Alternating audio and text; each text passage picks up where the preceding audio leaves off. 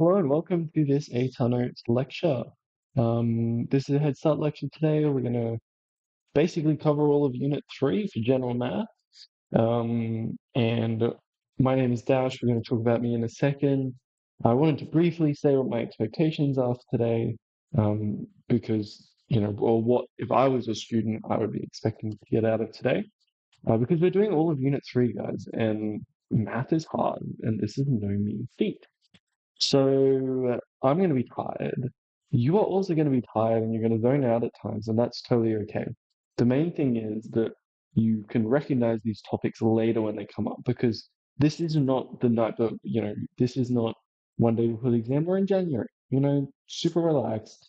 You've got heaps of time. This is just to introduce things so that the next time it comes up, you get to be the person in the class that goes, that makes sense. When everyone else in the class is like, no, it doesn't. So that's kind of our expectation and our goal for today. And I just do want you to be mindful of this because there is going to be a lot of information. We've got, I think it's like 82 slides today, which is a lot to cover. And those aren't free slides; those are heavily packed slides. Okay, you'll be able to access the slides also on the website. All right, so we're gonna start off with actually explaining like not even who I am, but like what Atomics is, like what do we do, etc. I work for Atomics. I've authored books through Atomics. Atomics is awesome. I graduated in 2023, which may seem like a long time ago to you guys, but it wasn't that long ago for me. And I'd never really used study guides before, to be honest. I was pretty lazy throughout high school, but got to year 11 and 12, realized I had to lock in, and didn't really know how, which is fair because, like, especially when year 11 and 12 are that much harder.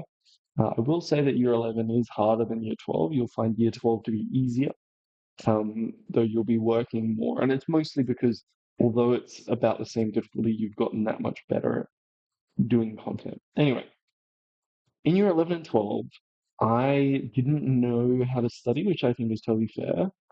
This is back in the days where I just like copy out notes, and honestly, at a high school level, that's fine.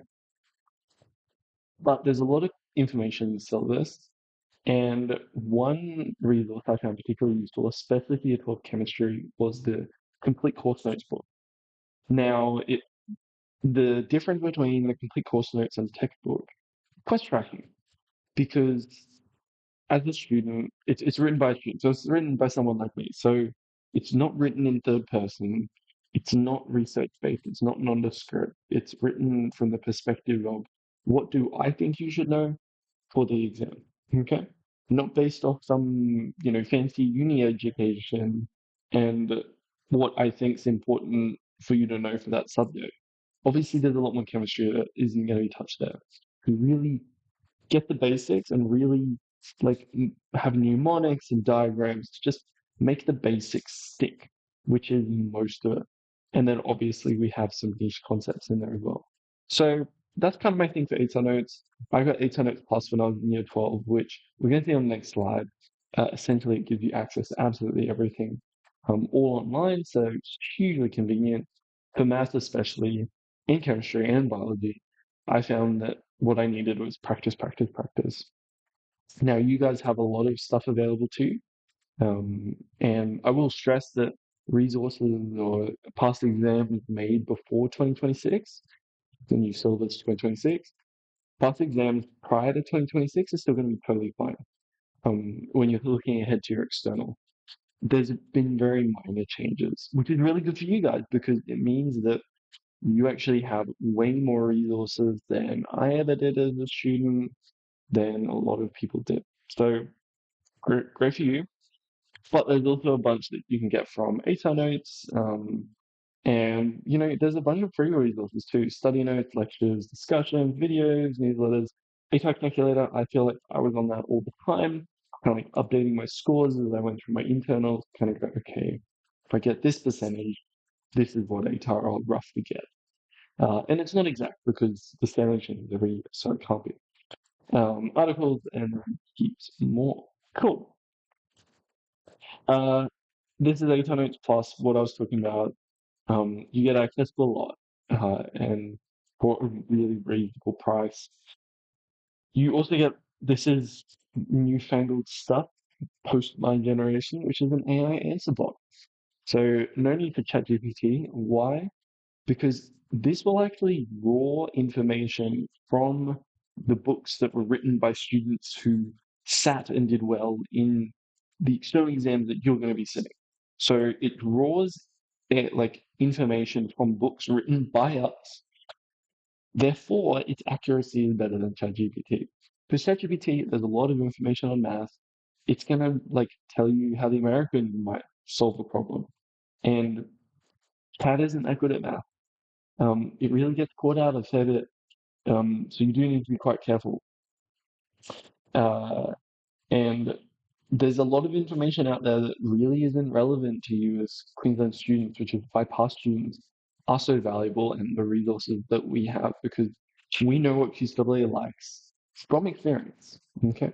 All right. So today we're going to do general maths for our January Head Start lecture.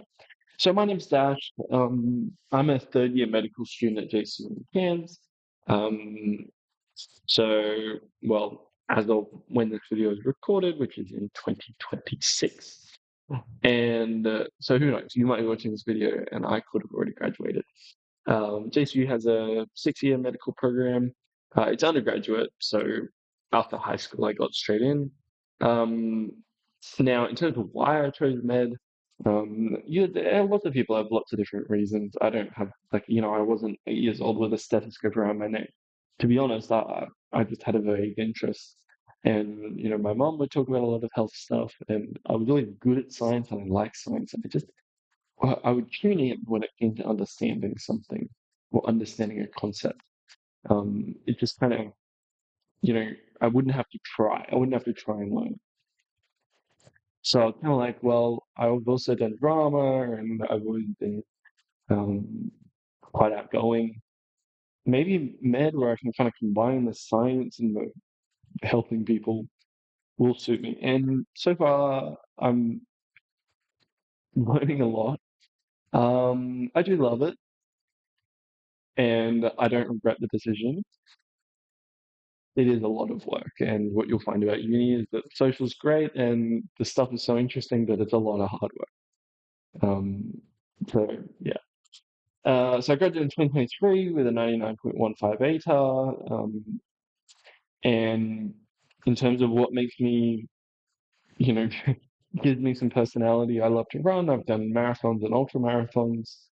Um, I love going to the gym, and especially over the past year, and also traveling. I am actually not in Australia or in Queensland or in Cairns, where I live up in the far north. I'm actually in Rome, in Italy at the moment, doing, and here's one of the really awesome things about uni, a study abroad program. So it's only 2 weeks, but absolutely, like, so it's pretty awesome to, you have class excursions every day, and we're just walking around Rome. I just went to the Vatican. It's super duper awesome. I've traveled a fair bit. I've been to Southeast Asia, to the UK as well. And after the trip, I'm going to go to Slovenia and Poland and Austria and Hungary. So trip's not over for me yet because they don't book your flights. So if you want to go, like, I can put it on my Hex loan, but if I want to go early and go to these countries on my own, that's totally fine. Yeah, plenty to look forward to about university, and that's no doubt why you're here. Sure. So in terms of what we're going to tick off, there's a fair bit, but I anticipate we're going to fly through it. Bivariate data analysis, time series analysis, growth and decay, Earth geometry and time zones.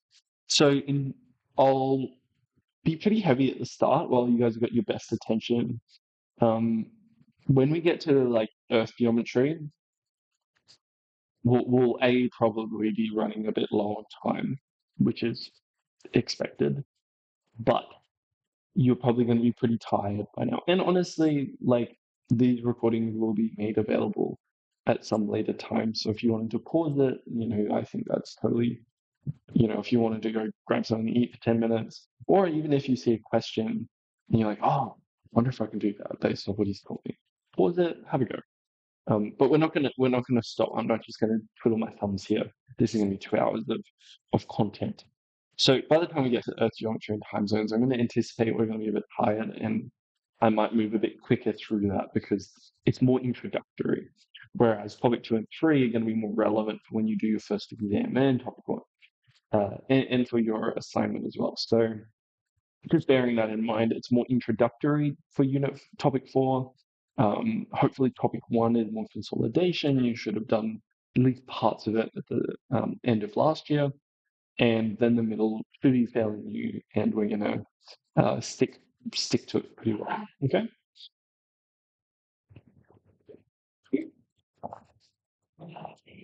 Uh, yep, you'll be able to download the slides and rewatch the lecture on this page. So no rush. Pause me at any time.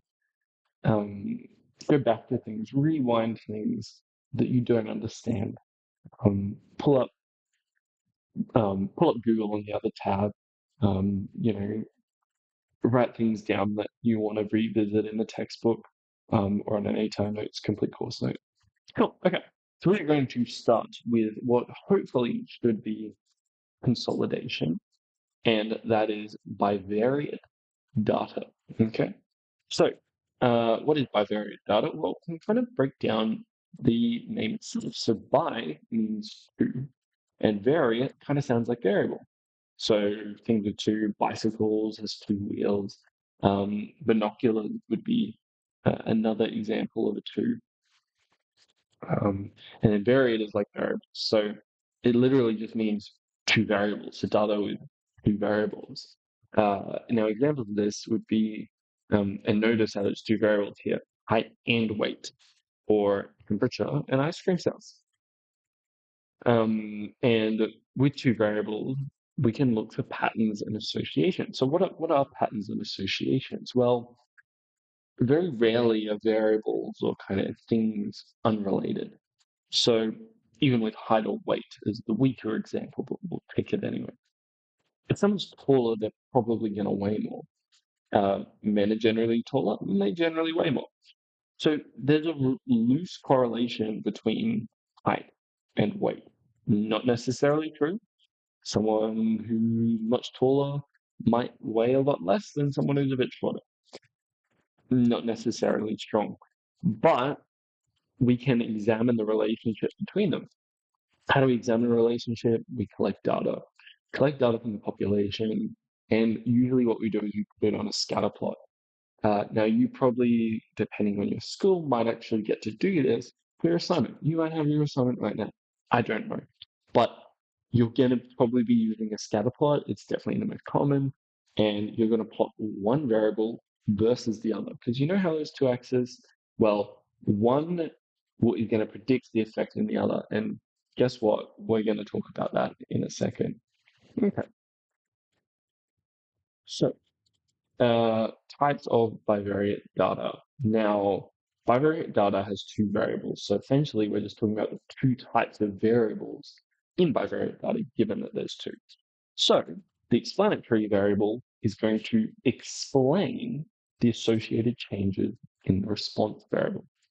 Now, that kind of makes sense because the response variable happens in response to the explanatory variable, and the explanatory variable explains the response variable. Um, Now, one thing I will say quickly is talking about that scatter plot. So imagine that we have like a pair of axes. So we have a y-axis coming down and then an x-axis across. Now, you might be wondering, okay, we've got two variables and we're graphing one thing versus the other. So we're essentially, for one person, we're logging height and weight. So each dot point is going to have like a height and a weight. Okay, sure.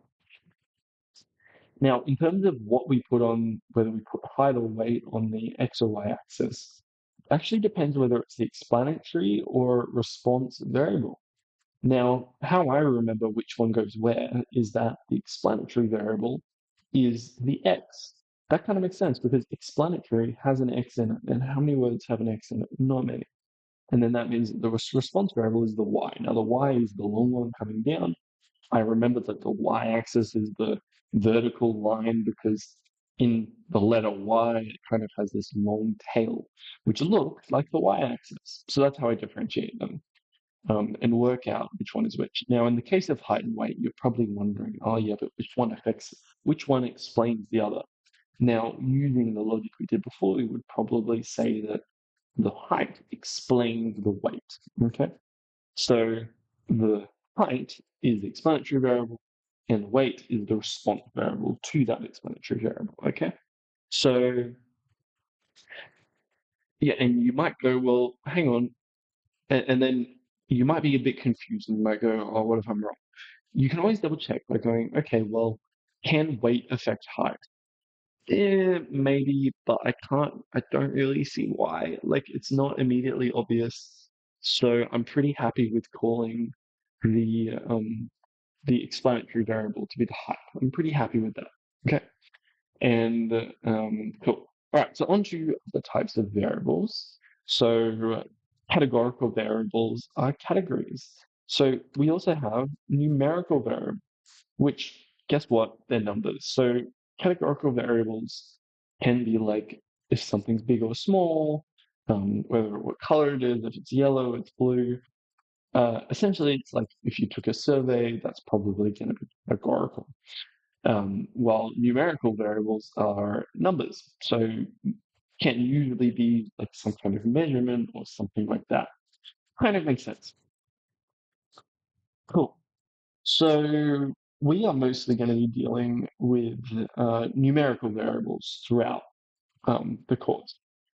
Categorical variables, I can't really think of an example where you would use them, to be honest. We're going to do a couple of practice questions. So, is the age of a car or the price of the car the response variable? Now, feel free to pause the video. I'll give you a second to pause and have a think, like think until you have a probable answer, and then come back to me.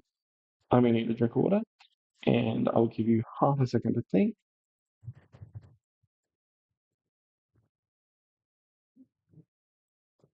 All right, answers. I know you're screaming it into the screen, but the correct answer is the age of the car. Okay. Now, once you've heard that answer, it might potentially make sense because the 2000 Toyota Corolla is going to have a lesser price than a 2025 Toyota Corolla. Why is that? Well, we can think about mechanical condition, even just the aesthetics of it. The newer car looks more pretty, depending on who you ask, but mostly mechanical reasons. Um, so we can kind of see a bit of there's going to be a bit of a relationship there, and it's going to be determined by the age of the car, right? If I have a 2020 Toyota Corolla and then I go, oh, guess what? I'm actually going to change the price from, I don't know, 12,000 to 6,000. I'm going to see if the age of the car drops. Nah, the age of the car is going to stay the same. Seems stupid when I say it out loud, right? Which is why if you feel confused or like maybe you've done something wrong when you've kind of picked an answer, I honestly, well, in my opinion, it's best to go, okay, let's check the opposite. Okay, if that's not true, then the opposite must be true. Assume the opposite is true, that the age of the car, no, that the price of the car actually explains the age of the car. And then that's how you can check. So remember that when we're differentiating the explanatory and response variable, the explanatory explains the response. So the age of the car explains the price of the car, okay? Which is why price of the car is the response variable. Cool. Well done to everyone who got that right. Cool. Next question, is height measured in centimeters a numerical or categorical variable? Now, feel free to pause the video and have a think, and then we'll give the answer in just a second. Okay, hold on. So height is going to be a numerical variable. Now, might seem pretty obvious once you think about it. What do we measure height in? Centimeters. Okay, how tall are you? Oh, I'm 191 centimeters. Okay. Now, is that a category? Is that a category? No, that's a measurement. So it is actually going to be a numerical variable. Um, if I had said that, I'm between 190 and 200 centimeters, then yeah, that's actually a categorical variable. Even though I'm talking about numbers, I just gave you a category of heights, or essentially a range of heights. A range of heights would be a category. But when we're talking about one specific height, that would be a number, so numerical. Now, I want you to think about categories like buckets, okay? And we're putting different colored socks in different buckets. Now, if I can divide them up into buckets, they are categories. Or okay, that's how I think about categorical variables personally. Okay. Obviously it's price, and then that is going to be numerical. Big win. Well done. Big win. So this is called a two-way frequency tables, and we're now going to use it in the context of bivariate data. And two-way frequency tables are common. I would posit that it's important that you know them for your external exam and even your internal exam as well, which will be the first one that you do. So in terms of how we set it up, we put the response variable in this left column here, and then the explanatory variable here, and then we have totals that kind of like create almost like a, like a um, L shape around the data. And that's specifically what we fill in. Now, as with math in general, it can be tempting not to do the homework. I know you get assigned homework.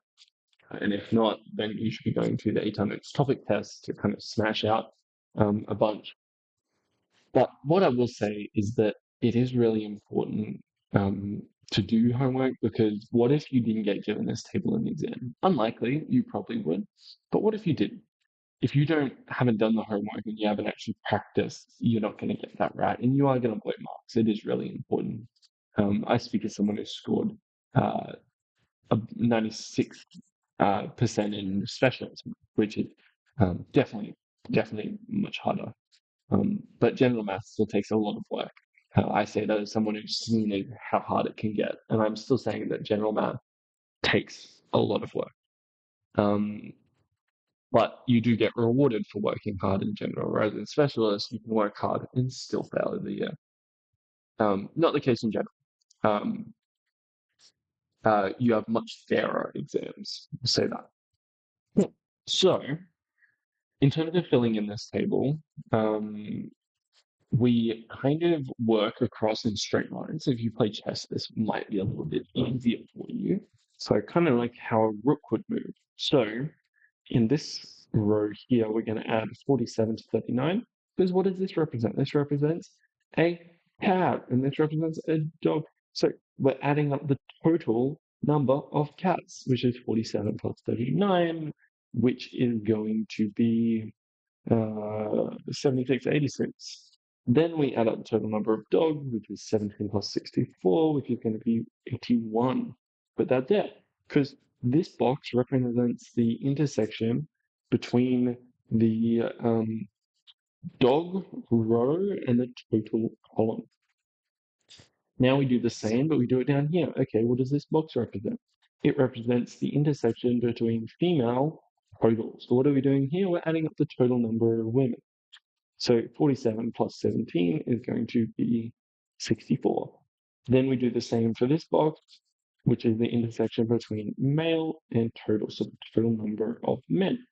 39 plus 64 is going to be 103. Okay. Um, and that's what we really need to do. Cool. Now, I will point out, just kind of link in concepts that we've already discussed, so that it does make sense to you. Um, women and men would be categories. Cats and dogs would also be categories. But ultimately, we're collecting categorical data here because we're finding the number of each. Okay. So I just wanted to point that out.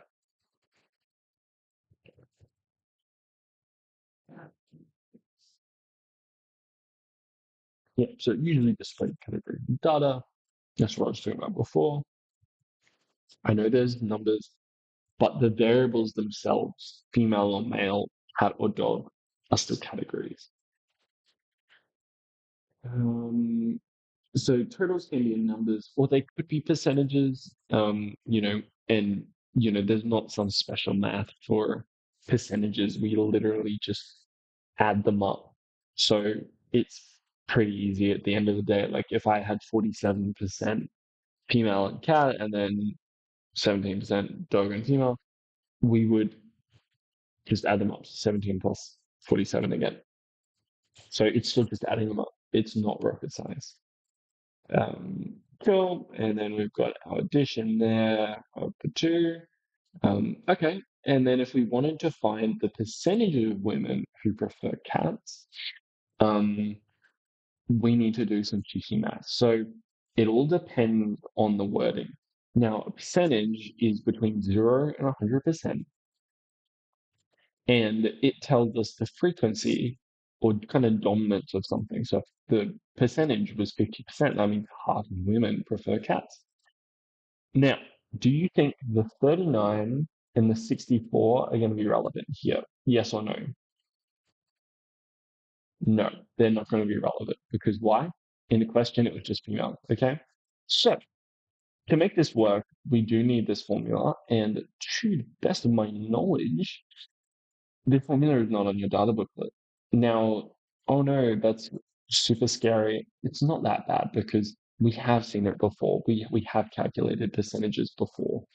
Um, so honestly, you can write it on your formula sheet if you would prefer. Uh, it that's probably what I recommend the most. So if you ever find a formula that you're not really comfortable with, write it on your formula sheet because they can kind of be a bit of a crutch for you because at the beginning stage, I don't no one is smart enough to be able to memorize formulas just out of hand just by reading it once. So you write it on your formula sheet, and every time you do a question, sure, you probably would have to refer back to it. The night before the exam, you can memorize the formula and then walk into the exam, write it on the planning paper, and now you can still refer back to it. Okay. And it's not hard to memorize a formula. You just write it out 3 times uh, and like covering it up and trying to write it from memory. And you do it until you've memorized it, and then you're totally fine. Okay. So I probably would recommend that for this one. Why not? Just so it's there. How to calculate the percentage. So the part divided by the whole is 100%. Now, what is the part? The part is going to be the number of women who prefer cats, which is 47, intersection of cat and female. Now, what is the whole? The whole is going to be the total number of cats or women. Women. We are going to have to find that first. So we're going to have to add 47 to 17 to find the total number of women. So 47 plus 17 is going to be 64. So the answer is going to be 47 divided by 64 times 100. As you can, don't know, there's actually an incorrect number here. It should be, because see how it says of females specifically, the whole here would be 64. It should not be 86. 86 is the percentage of cats who have female owners. So the answer is slightly wrong here. Apologies about that. But we can kind of understand, I've already explained it, so you guys kind of understand why it's going to be 64, which is the number here. Okay,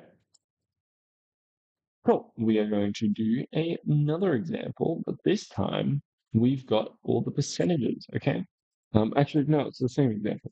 So this shows the kind of breakdown according to the split of cats to their whether their owners are female or male, or of dogs, whether their owners are female or male.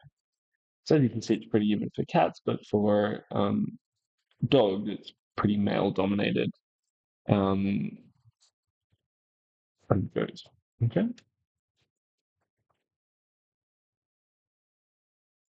So when you're writing a report about data, here is an interesting way to structure it that I would probably recommend. Now, I know that you're probably thinking, oh, but math is all just math and there's one correct answer and that's it. Well, guess what, buddy? Sometimes it's not that simple. And it's a shame. Life would be easier if, you know, that was all. But that's not necessarily the case. So sometimes we have to answer questions and we kind of have to explain something. It's not usually hard and they don't care about your English, but to maximize marks, you can definitely use this structure, which you've definitely heard before as well in like year eight English. Kill, topic sentence, evidence, explain, or linking sentence. State your point and then give justification because a lot of students will treat a question as just yes, no, and they'll blow marks. This is especially true in chemistry and things like biology, where students will just basically drop marks by not explaining themselves, even though they might perfectly understand the answer. Because we need to know you're working out not only when you have a math problem, but also when you have made a decision or gone, okay, I think that this is the correct answer. So that's just something to keep in mind. Okay, we are going to return now to talking about scatter plots, which is something I mentioned before. We're also going to go back to the Toyota Corolla. And we are going to start to talk about things like strength of the association and the nature of the trend. Is it negative? Is it positive? Um, all sorts of funky stuff like that.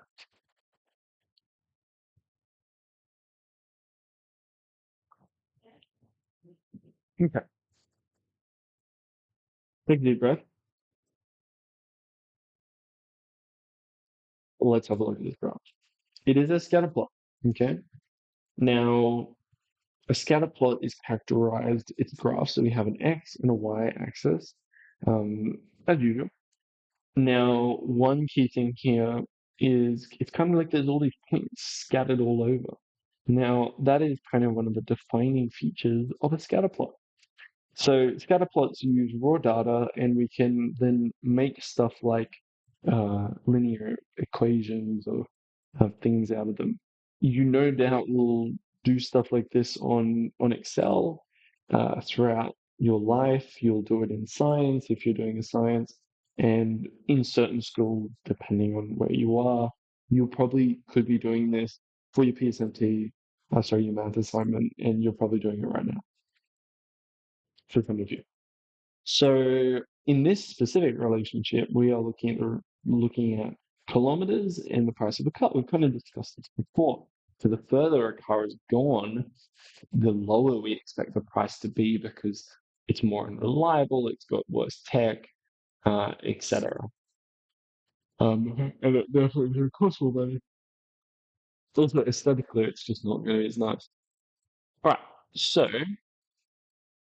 2012 Toyota Corolla. We can kind of see there's a bit of a pattern here, but obviously there's a fair few dots that are just all over the place. So yeah, scatter plots are a visual way to represent bivariate data, and they are fantastic for observing patterns and relationships in the data. Right. Now, we're going to first talk about the direction. So what is the direction? The direction is like if you imagine that.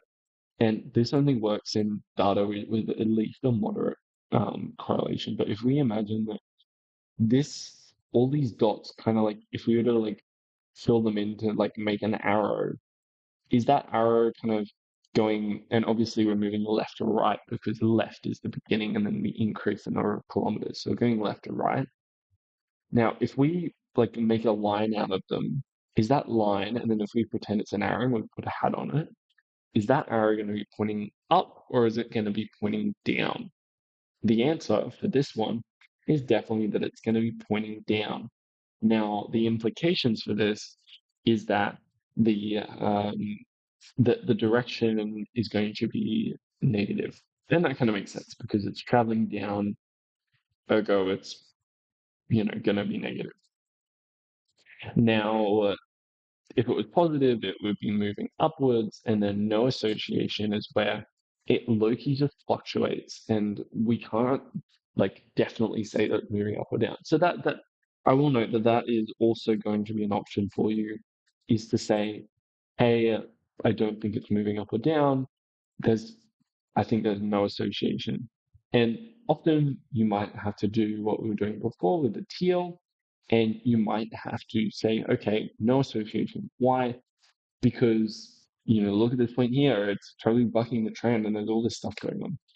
Obviously, there's a lot of variation and there's no clear trend across time, and that's totally fine. Okay. This is great for observing patterns in relationships. Um, and as you can see here, the kilometers traveled versus price of the car. On the x-axis, which is this flat axis here, we have got the explanatory variable, which explains the response variable, which then has the response. So kilometers traveled is going to be the explanatory variable, which explains the response variable, which is going to be the price of the car. Okay, so that kind of makes sense. Um, because the worse the condition of the car, the more kilometers it's got, the lower the price it's going to be. Okay. We can also discuss. We can also discuss the form of the scatter plot. So in general, like in methods, we basically learn like a million different forms and expressions. It's not just linear. So in general, it's kind of much simplified. But I thought I'd explain it because, when you're calling through Excel, you might see that something called a exponential or a logarithmic, and you're like, oh, I wonder what that is. Do I need to know about that? No, you do not. You need to know what a linear is, and then you need to be able to say that something is not linear. A log or an exponential is not going to be linear. So if we look here, we can see that I would probably say this is a linear. Why? Because it's clearly going down across time. And we do have a lot of data points, which kind of, the more data points there are, the more reliable data is because there's less impact that outliers can have. And I'm sure you've heard of outliers and you'll once again talk about them in science as well. Outliers being things that are totally out of whack. On a graph, they will look like dots that are like way too high or way too low.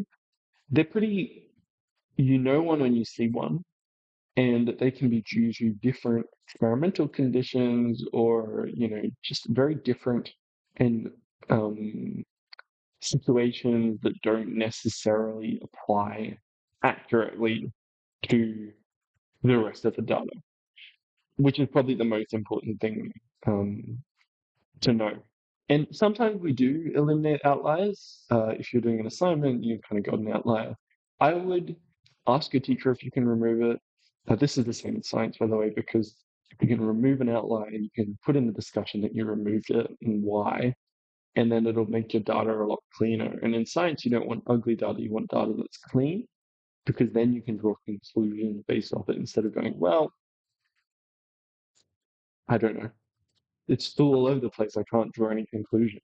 So it's actually better to have good data, contrary to popular belief. Okay, so this is definitely linear. Is this the only graph that can possibly happen? No, of course not.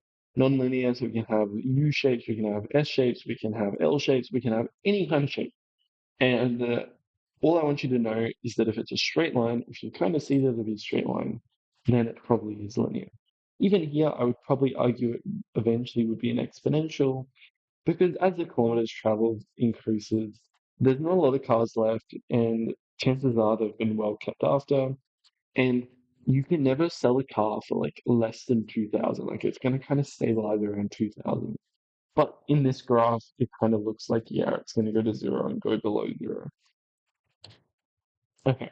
The final thing that we can discuss in relation to these is the strength. So whether it is strong, moderate, or weak. I would actually say that this is pretty strong. I was kind of hedging my bets and saying moderate before. So, I haven't looked at the answer actually. So, I might be wrong.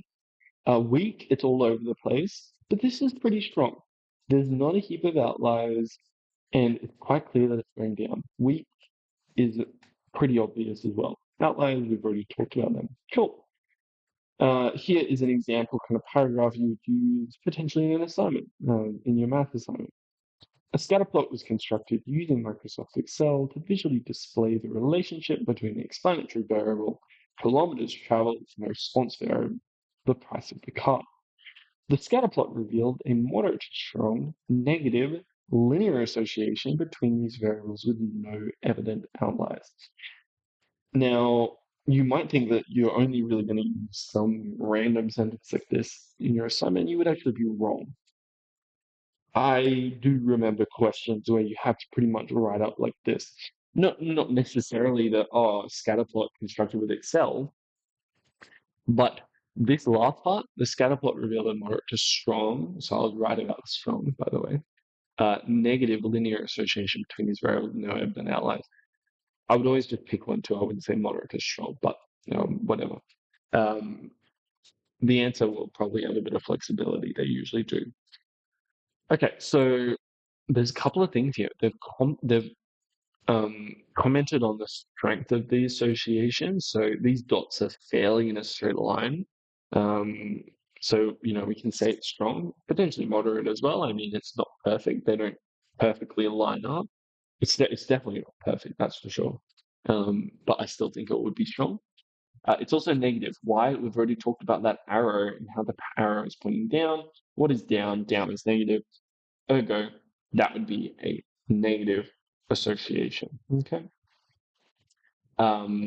And is it linear? Well, it's not nonlinear. So um, if there's an association, it's clearly going down. But is it kind of like going down in a straight line or is it not? I would say that yes, we can draw a straight line here, and that means that it's linear. Okay. With no evident outliers. Some might ask, oh, what about this guy over at like 275,000 kilometers? Well, truth is, although he is an odd car, because all the other cars are, you know, lower kilometers, he's not like ridiculously higher or lower than the other ones. Seems pretty reasonable. I mean, it kind of suggests to me that it could be plateauing a bit because, as you can see with that point at 275,000, it's about the same as the one at 225,000. And that's because at the higher kilometers, it's kind of like it's all high and it stops mattering as much because, yeah, it's going to take a dent in price because the reliability probably isn't there. I will point out that a Toyota Corolla is a great little car. And, some of you are looking at first cars. Uh, I would definitely recommend a Toyota Corolla. There is a Toyota tax bill in Australia, and you tend to spend more for a Toyota because of its reliability. They can go to, a million Ks. Not joking. So they are definitely very reliable. Avoid anything European. Do not buy a European car. Okay. Moving on, I might actually do a bit of a quick aside just so you can have a bit of a mental break because we've been flying pretty fast. We've already ticked off 16 slides as we approach like 40, 50 minutes in. Before we move on to this next little topic, I did want to briefly talk about TuteMax. So talked about ATAR notes already, so you're probably wondering what is TuteMax? Well, TuteMax um, is kind of like, so I got involved with ATAR notes through the email. They sent out an email saying, hey, would you want to be part of ATAR notes or the tutoring arm of ATAR notes essentially? So um, the ATAR notes and TuteMax are very closely related. Um, but TuteMax is purely tutoring. Now, you might have a tutor already, and you know how beneficial it can be to have that extra help. Now, the benefit with TuteMax is that it is across Australia.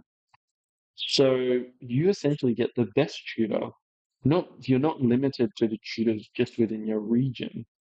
and the potentially limited subject offerings that they might have, you essentially get connected with the best tutor for you across the state.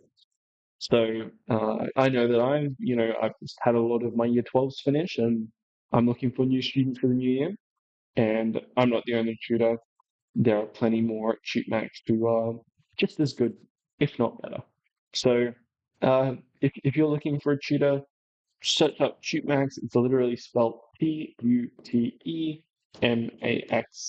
Put it into Google, and easy as you like, you'll be able to find your way from there. Sure. Moving on, let us talk about the correlation coefficient.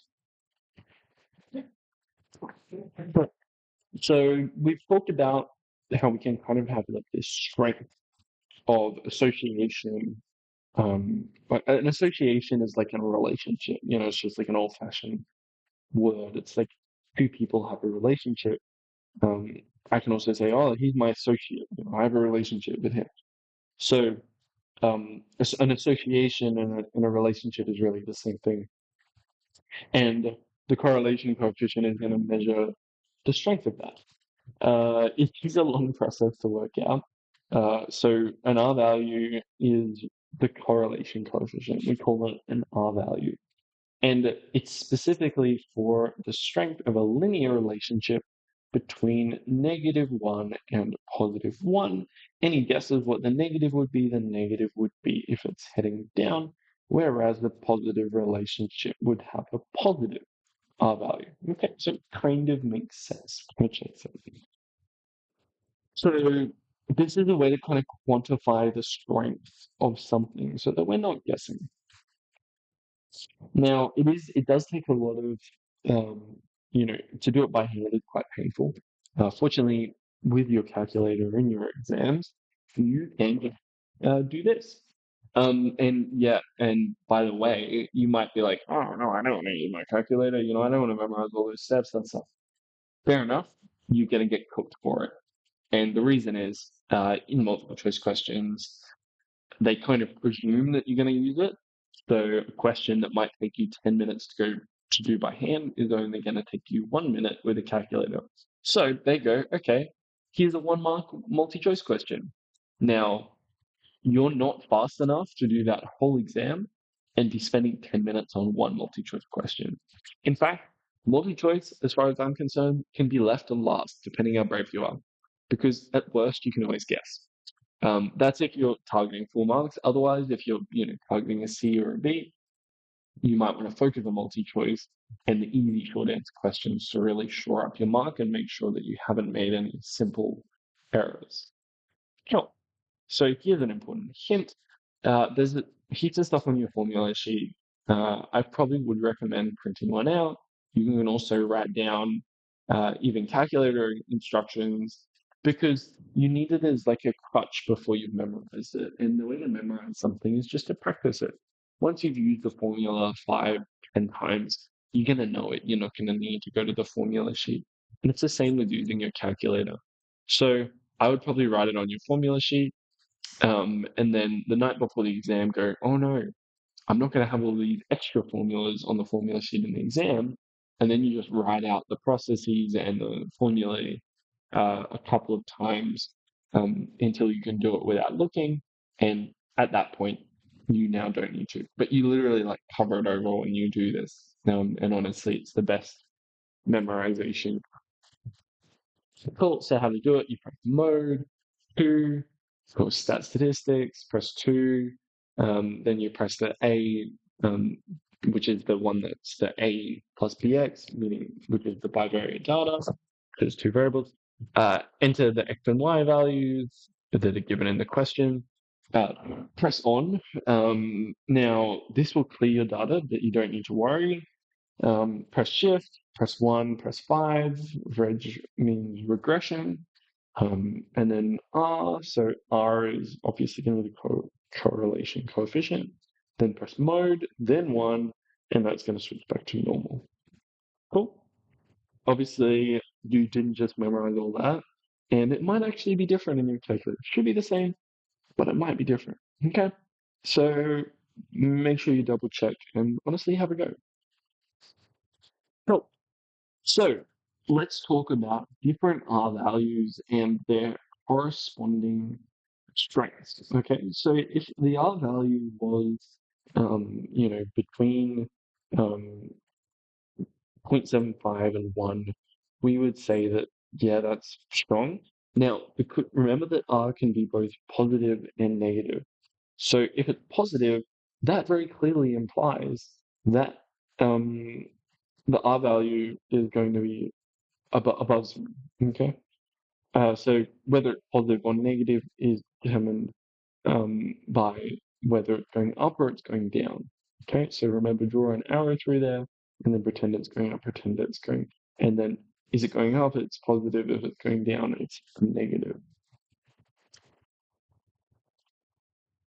Right. So this would be a strong association.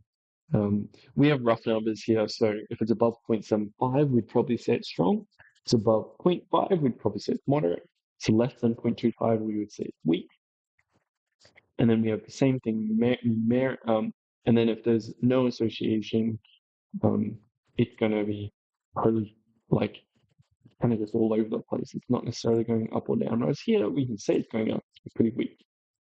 And then we have the exact same thing mirrored in the negative. Okay. Least squared regression line. Okay, have you ever heard of a line of best fit? Chances are that you have. Now, this isn't putting a bunch of people on a line and seeing who has the best fit. This is on scatter plots when we find the like line that best describes all of them and kind of adjusts for everyone's unique kind of contribution. So a least squares regression line is the mathematically exact one. It's not just, you know, eyeballing it. It is actually working out. So don't worry about the least squares part. That really isn't going to have too much relevance to you guys, to be honest.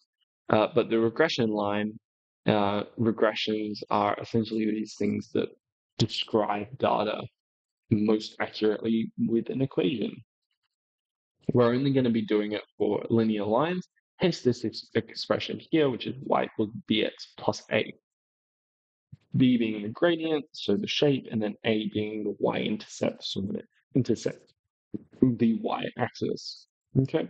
Y is the response variable, which is predicted by x, which is the explanatory variable. X-axis explanatory is the one on the bottom there. I remember y because there's a long tail like the y-axis. B equals the slope or gradient, and this is going to estimate the average change in the response variable, which we also call y, for 1 unit increase in the explanatory variable, which we also call x. X is the explanatory variable, I already said that. And A is the y-intercept, which is when it intersects the y-axis, which is when x equals 0. Okay. How to calculate the least squares regression line manually? Because guess what? We got a fancy calculator, but the syllabus, and I double triple checked this, does actually require that you might need to do it with the formula. And you might go, yeah, but can't I just do it with the my calculator anyway? And I'm going to say no, because you see these formula here, you might be given like an m value and the y bar, and then you'll have to extrapolate the formula using that. Okay, so you're not necessarily. It's not like you can just cheat on it because it's not going to work. Your calculator isn't going to be able to deal with that. Okay.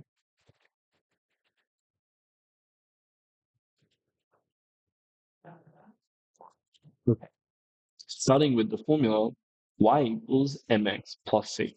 Now, I must admit it was a bit silly, but I put the different version of the same formula on here, and indeed your teacher might use an even different version of this. But essentially, it's the important thing is that it's y equals bx plus a, or whatever you want to do. Something multiplying the x, which is the coefficient, plus a constant. Okay? But I did want to keep it like this because this is what the formulas in your formula sheet, and these are all in your formula sheet, are going to look like. So how we calculate m, or a different way we can use it, and once again, like most things in math, we are just going to be applying um, formulas given in, you know, we basically, you might be given SY and you might be given R, and you have to then calculate M. So essentially, we just get given bits and pieces and we find what we don't know. That's a central theme in math. We find buzzword formulas which have most of the variables that are talked about in the question, sub in what we know and find what we don't know. Even if we don't know what we're doing, that's usually a good start. Okay, so m is the slope, which is the gradient. Once again, that would be equivalent to the b value. R is the correlation coefficient. We know that one. Uh, Sy is the standard deviation of y value. Sx is the sample standard deviation of x value. Sample just means like, the data that was collected is the sample. So it's from data collected. It's not like it's it's not the whole population. Okay. Now, one interesting application of this is you might find the correlation coefficient, given you already know the m value and you already know the standard deviation of the y and x values. So you can you can kind of twist these, and this is why I say buzzwords, because you can kind of flip through the formula sheet and circle the one that has the most variables that you're interested in and use that. So you can be quite tricky. Obviously, that would be like more like an A-level question. Okay. Then the C is just the y-intercept in this equation, and then y bar, so it's bar on top, is the mean of the y values, so the average of the y values. Now you can calculate this on your calculator as well. So if I had 3, 2, and 1, there's three values, I would go 3 plus 2 plus 1 divided by 3. So I add up all the values and then I divide by the number of values. In 3, 2, 1, I've got three values, don't I? So we can, yeah, break that up. Cool. And then x bar is the mean of the x values. Cool. Okay. We are going to return to our 2012 Toyota Corollas. Why? Great cars, but we can also talk about how the least squares regression line can be predictive. So what have we done? We've got a least squares prediction line here. So we have got a b value here, um, and the b value, as you can see, is heading down. It's negative, and then we've got a plus c, which is going to be the y-intercept. This is the formula. Guess what? If the question asks what price is reasonable for a Corolla with 225,000 kilometers, I can just look at, like, get this expression here and sub in, because remember the y is the response variable, so that's going to be the price of the car. And the x is the explanatory variable, which is the number of kilometers. Now I just sub in that x in this formula equals 225,000. So this 0.04 number times 225,000 plus 17,643. That gives us a final answer of 8,508. Now, this approach does have a limitation. You might be up in Cairns like me, and there's less cars available, and in general, they can be more expensive. Um, Also, it's not going to be exact, um, because look, most of the dots are not on the line. Okay, chances are it's not going to be exact. It might even be, up to, 5,000 off, or, could be a couple of thousand off, which is a pretty big deal when you're talking about a potentially cheap used car. Um, it's also affected by other things rather than, so the reason there's fluctuations is because price is affected by other things besides kilometers traveled, which is not mapped on the graph. We call these extraneous variables, so extra variables that affect it. So things like appearance, things like color, things like, the negotiating skills of even um, or even the seller and what their mentality is, or even availability, or even in specific areas, is all going to kind of affect this. Maybe there's not a Toyota mechanic in town, and people don't want to buy Toyotas. Fair enough. There would be a Toyota mechanic in town, but that's not the question. So there's lots of things that can affect it, which we call extraneous variables, and these are limitations of an extrapolation to 225,000. Now, what do I mean by extrapolation? An extrapolation is outside of the data set. Technically, this actually isn't an extrapolation. It is an interpolation because it's in between. Inter is like in between. So it's in between the first and last points. So that's not actually correct. But let's say I want it 320,000. Well, that's going to be all the way out here. And chances are we don't know how it's going to behave. It's not how it's going to behave all the way out there because we don't have any data on that.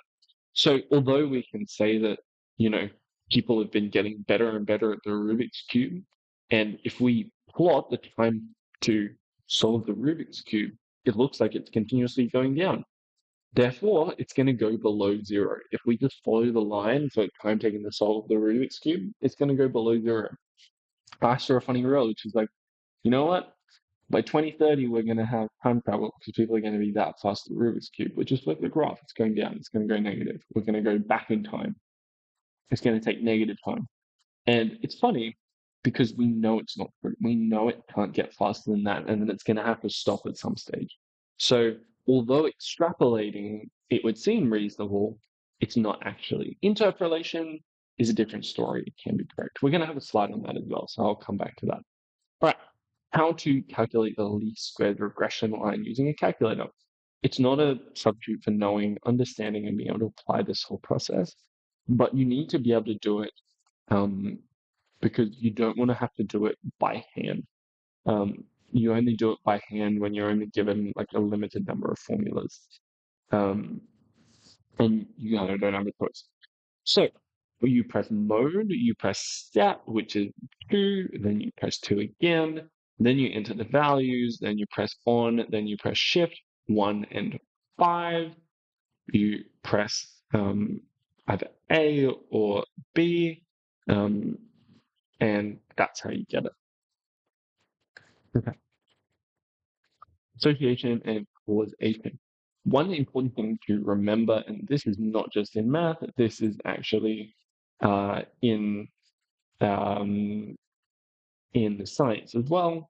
But correlation doesn't mean that there's necessarily a causation. Like if we found that, you know, divorce rates and margarine, or let's say Vegemite consumption were highly linked, maybe because, no, I'm not going to go there. We should be warning people about not having Vegemite. No, not at all. Because sometimes there just happens to be a strong correlation. And it's not necessarily because of something insidious, because one thing definitely affects the other. Or it could even be causality flowing the other way. It could be that people who are divorced tend to have more Vegemite because they're divorced and because um, their partner isn't them making them tasty food, not Vegemite. I do not like Vegemite. And so, you know, the causality could actually be flowing the other way potentially. We don't know. Or it could just so happen that a sport team might win on the day that the banks crash every single day. Is that because they're manipulating the market? Probably not. That would be ridiculous. It's just coincidences happen. If you look across the whole world, there are going to be coincidences. And it's important not to pay too much attention to certain, um, conspiracy theories because coincidences do happen. Okay. Uh, yeah. So there are a couple of different non-causal explanations for an association. That is when two variables are strongly associated because there's like a third lurking variable that we're not measuring. Um, like, what's an example of this? Um,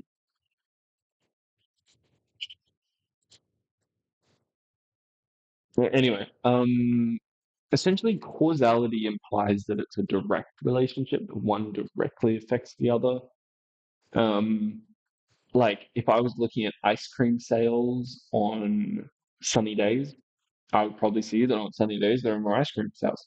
Now you might think, yep, that's pretty causal. Yep, Dash, that sounds good. You'd actually be wrong. This is a correlation and not causation. Why? Because does the sun cause increased ice cream sales? Does it directly cause the increased sales? Not really. It causes people to feel hot, and it causes people to then buy more. So it's kind of like there's a variable which is kind of like the behavior of people. Okay, it's not a direct the sun buying ice creams, and when the sun's out, it's going to buy more ice creams itself. Okay, do you kind of understand the distinction there? So if in doubt, it's correlation. You're essentially never going to say something is causation. Um, really, we don't even science everything. You never say it's causation. Note that down because honestly, causation never happens even in science. Chemistry, biology, you'll never say causation. Cool. So that's common response. The second one is confounding variables. I call them extraneous variables, extra variables that affect things. Extra Neous is how it's spelled. And these are confounding variables. So uh, other things that can affect it, which we didn't measure. So essentially, there's other things which could have contributed to this, and usually there are, unless we've got a perfectly controlled experiment, chances are there are going to be other things that can affect it. Coincidence, sometimes things happen purely by chance. Probability language, not sure if you guys actually need to know this, but it makes sense. So just don't spend long on it. At most, four means that it's four or less. No less than three means three and up. Inclusive means the endpoints as well. So if something is between one and four inclusive, that means it can be one and it can be four. Um, cool. Right, interpolation versus extrapolation. Interpolation is within the range of the observed data. The range of the observed data is like the lowest x value and the highest x value on the graph. So if it's between, it would be interpolation. So inter is in between. And then extrapolation is when we go beyond these values to extrapolate. It kind of makes sense if you know what extrapolate means. And obviously, extrapolation is going to be less reliable. Okay, we're almost through bivariate data. It is a fairly heavy topic.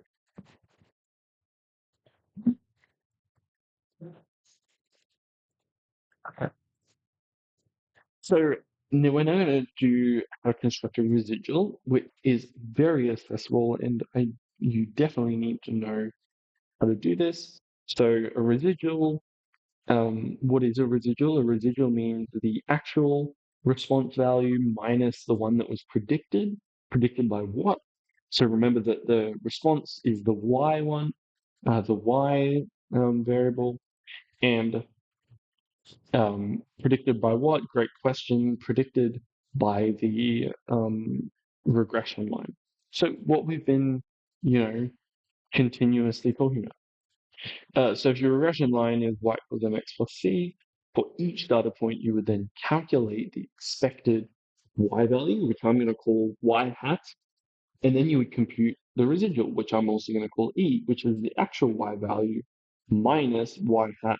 Now you might go, oh, wouldn't that mean that I potentially have a negative residual? Yeah, negative residuals are totally fine. Well, I will show you how to um, how to do the residual on the next slide. But the vertical axis is essentially the E or the residual, so the plus or minus. And then we draw a horizontal line at E equals 0. That's going to be the x-axis. And then those are going to be the x values. And then we plot each point. Um, cool. Okay. Let us have a look at what it looks like. So the example question could be like, um, construct a residual graph for residual plots, sorry, I should say, for the below graph. Now, what are we actually looking at? This is something I just whipped up in Excel. We've got the linear expected, and I've been really nice, and I've actually put in the expected dot points at each of the points we're interested in. I've already put them on the graph. Now, the gray, which might not be coming across super well on your screen, the gray is the actual data which was recorded. Okay. And then the red represents the average of these 3 points, or like the regression. Okay. Now, to turn to residual point, the first thing we need to do is to find the difference between the expected and the actual at each of the points. Now, the fact that I've put it on a graph, it doesn't need to be on a graph. Any question might have, here's the regression, or it might say calculate the regression. And that's part of, making the residual, because we need to know an expected so that we can minus the expected from the actual. Okay. So what I've done here is I've shown you the difference between the actual and expected here would be -3. The difference between the actual and expected here would be +1, and here would be +2. Honestly, feel free to write this formula here for a residual, or even this one on your formula sheet if you would like. So residual equals the actual y value minus the predicted y value. Okay, feel free to write that on your formula sheet, and then you can memorize it potentially even the night before. Okay, all right. What are we going to do with this? We are now going to construct our residual. So going back and forward, I've got three, essentially, these are now become like the y values, so the e values on the y-axis. So the -3, +1, and +2. Literally, these are the x values, and now the residual for each one of those x values. So the first one was -3 because it was a lot lower. Then the next one is +1, and then the next one after that is +2. Now, the general math isn't just about learning how to do random things. We also need to know how to interpret them and apply them um, in real life concepts, and that kind of makes sense, doesn't it? Or at least apply them to questions which you'll do in general math. So, if I ask you, does this residual look normal? What would you say? And you might go, okay, well, what does that even mean? And the correct answer is that this residual is fine. But let me put out a couple of examples where the residual might be a bit strange. For example, if all of the dots are on the upside, that kind of implies that the regression line is um, systematically undershooting the actual dot points. Maybe you've done your regression wrong. If that's the case, it could be, all up above, or all down below. And that implies that there's some kind of issue there. Alternatively, uh, if a residual is fluctuating from above or below, that kind of implies that the trend is fine. Although we'd prefer the residual to be like 0, 0, 0, 0, because that means it perfectly matches up with the regression. That's probably not very realistic, is it? No, it's not realistic. So fluctuating between them is fine, so long as the numbers aren't too insane. Now, if let's say that residual like started negative and then went positive, positive, and let's say it kept going positive, what does that mean? That means that the actual y value is like overshooting the residual more and more. Now, remember that a residual is going to be limited by the fact that it is a linear line. Now, what do you mean by that? Well, I've told you about all these things that aren't linear lines. What if, say, it started acting like a linear line, but then it shoots off and starts becoming exponential and shoots through the thing? Well, a linear line is going to be kind of like pretty boring, and it's going to be flat. It's going to miss the absolute top of that. So bear in mind that residuals can be quite interesting for telling us whether it's linear, because if we see a pattern of, okay, now it's all about, like, it was we had negative residuals, meaning it was below the graph, and then we had positive residuals very consistently. That means there's something else going on. It's not just random chance. It means that we have systematically missed something, i.e., the regression might actually be inaccurate. It might not be linear. It might be non-linear. So bear that in mind, because these are the kinds of things that you wouldn't think of, but I can tell you from experience, QCEE can and will test you upon. Okay? Cool, and there's our residual. Cool. Okay, so we finally finished bivariate data. I know I promised it would be quick, but why does it never turn out that way? Probably because it's a pretty hard topic. The next ones are not as hard, but they are like conceptually pretty hard. Whereas bivariate data might seem a bit basic, whereas the questions are hard. Time series analysis, sequences in Earth geometry can seem pretty wacky at first until you've done practice questions. So once again, the perfect time to, um, you know, give a shout out to my favorite advice, which is do lots of practice.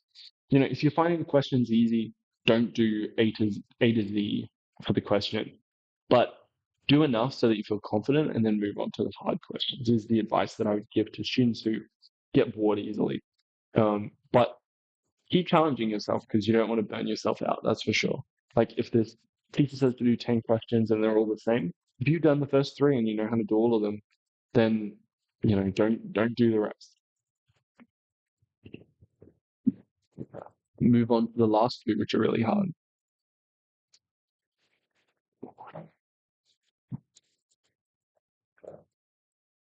Okay, moving on. Time series data.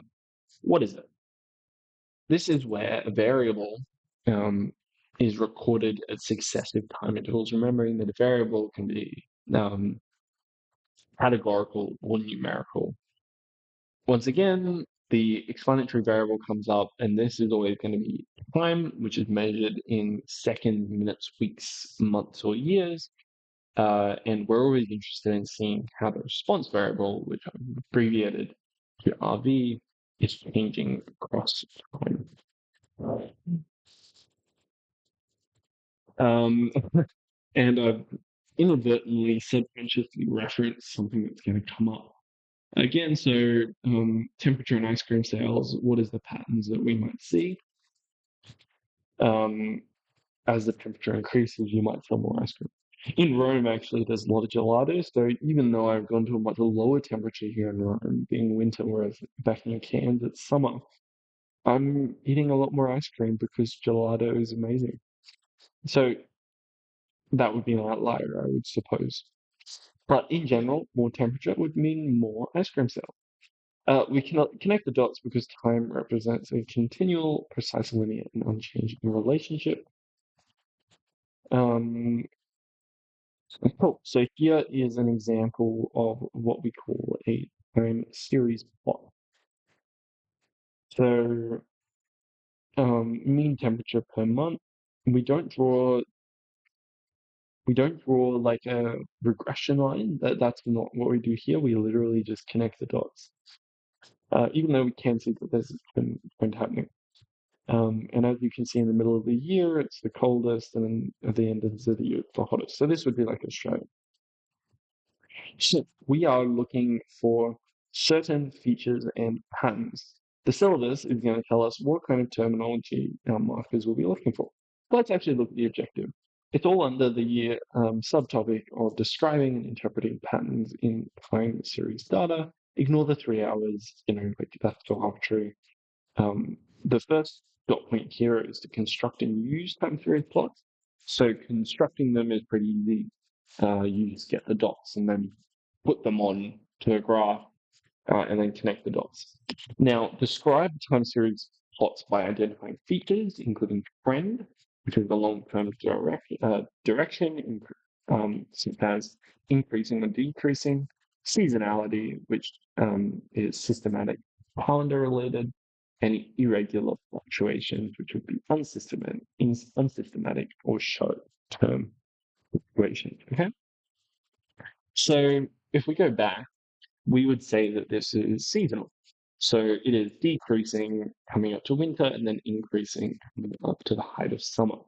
And then is it irregular? Well, there's not, these are pretty regular fluctuations. We might say that this one is a bit irregular because in the 10th month we jump up a little bit too far, but it's really not that insane. I'm not too unhappy about that. Okay, so for these ones, and then, yeah, so that's fine. It's simpler than you think, the terminology. It's honestly not as hard as the bivariate kind of description where we have to be uh, quite specific about what, you know, um, the high strength positive, negative, and the what was the other thing? Uh, so positive or negative, the strength, and whether it's linear or non-linear. It's a bit easier here. So here, if we look at the first one, it is clear. Oh, actually, you know what? I'll give another shout out to feel free to pause the video if you haven't already. Stop and grab a banana, but or a coffee. But if not, pause the video, have a crack at these. I'm just going to dive straight into the answers, and then we'll get the confirmation in a second.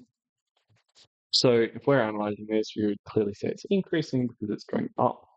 Um, Now, irregular fluctuations, I would say that the 6 month might be a bit of an irregular fluctuation that kind of breaks that trend. But because it then goes back up after, it implies that it's not like the start of a decreasing pattern. So it was just a bit of an outlier, I suppose. So we call that an irregular fluctuation. Nothing else to report there. The second one, decreasing again, we might say that number two is a bit of an outlier potentially or an irregular fluctuation. Part C, it kind of looks like it's, and this is actually a bit more stock market, goes up between 0 and 20, and then we have two different trends broken. It's flat at the end between 30 and 40, and between 10 and 30, it is actually decreasing. Okay. Now, this is kind of what they actually do on the stock market. They use current pattern, whether it's going up or down, to predict that it's probably going to keep going up. And that's how they operate. Okay, so upward trend for the first one, downward trend for the second one, and yeah, what we call a mixed trend for the third one. We can break it down, and you can see here that they've got different lines at different stages. This has clearly got three different stages. Whoops. The tendency for values in the time series to generally increase or decrease for a significant period of time is called a trend. So this is just another word for an association. One way to identify them on time series graphs is by using trend lines. The thing about trend lines is that we're generally kind of doing a least squares regression, but we just draw a line. So we just ballpark it, okay? And it's still largely accurate.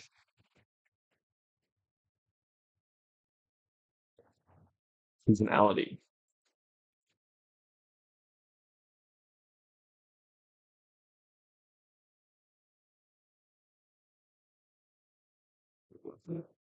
Okay. So seasonality, here we've actually seen this before, mean temperature per month. Calendar patterns, weekly patterns, daily patterns, monthly or annually, and they can be quite often predictable. You probably know a lot of these already. Now, if you're discussing a time series plot and you're wondering how you're going to get all 4 months available, consider using the teal. So the key point goes down and then it goes up. Evidence for that, give some data points. Oh, well, it goes down from 0 and then at 6 is its the lowest and then 12 is its highest again. Um, and then explain this is because at the start and end of the graph, obviously this is a cycle of 12 months. It's summer and it's going to be at its highest, whereas at month 6 it's winter, it's going to be at the lowest. Um, and then length, you would then sum it up, and therefore it's an increasing, decreasing mixed pattern that's seasonal. Cycles. Okay. So here would be cycles, but as we can see, they actually have varying peaks, which makes it a little bit interesting, doesn't it? Hmm. Um, like obviously this one is a lot bigger, but it's still following that cycle of approximately 10 for each one. So cycles is like seasonality, but the period is usually greater than a year, and it's usually a little bit less predictable. Structural change. So a structural change is something that we saw before. This is both had a pretty persistently um, consistent graph, and then there's suddenly a new trend. And this is when the underlying conditions that make up the graph undergo a fundamental change. So this might be that the stock market's going up, and then all of a sudden there's a war declared. and there's this very sudden correction because there's new information and there's new news. Uh, so outliers once again is kind of a topic that I try to explain as a you'll know it when you see it because truth be told, uh, that is honestly the best way to identify them. When you see one, you probably will know it. A single unexplainable point that stands out from the rest of your data, we can identify it visually and potentially eliminate it in different assignments. We can also use something called interquartile range or IQR, but that's an advanced skill that you can potentially do in science, but that we don't really do in general. So don't be worried about it. Irregular fluctuations. Here is an example of irregular fluctuations. So although it looks like there might be a bit of a pattern, in fact, if we look across the whole time period and at not one single point in isolation, there's not really a big pattern going on here. It's low-key just fluctuating.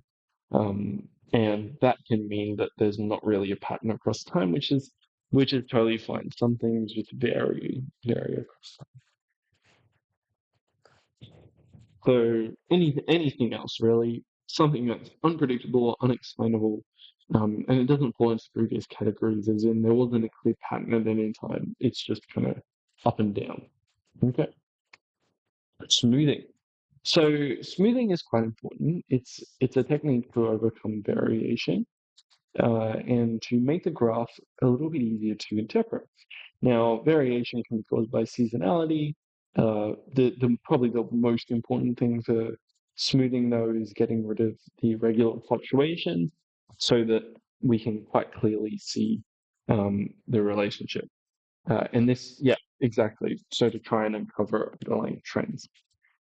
The most popular is a 3-point moving average, and we're going to work out how to calculate that. So essentially how it works is we average the values to the left and to the right of the point that we're mapping to find the average of three values.